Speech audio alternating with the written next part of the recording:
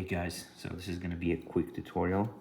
Basically, I just got a new hard drive and I connected, but it's not popping up, meaning probably it's not initialized or formatted. So to fix this in Windows 10 or 11, you would basically go to Start, push the Start button, and type disk. So basically D-I-S-K. And you should see this option, create and format disk partition.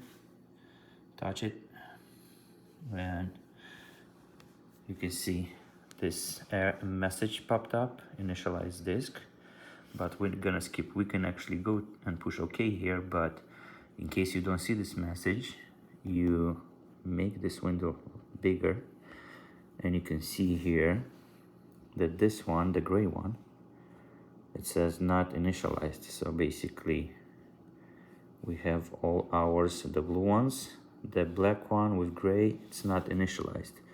So when we're gonna give it a right click, you see everything is gray, so we can use it. So to do this, we just go right here and right click on this square and push initialize. Now you choose the options you need. I'm gonna stick with the first one. Okay, it should take a second. Okay, it's online right now.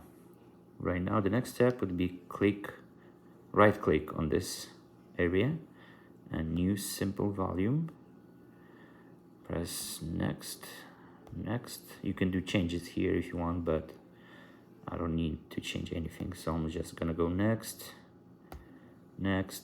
finish, and it should pop any second. Oh, you see, just showed up right here and automatically opened a new window. So yeah, that's how you fix it. Peace.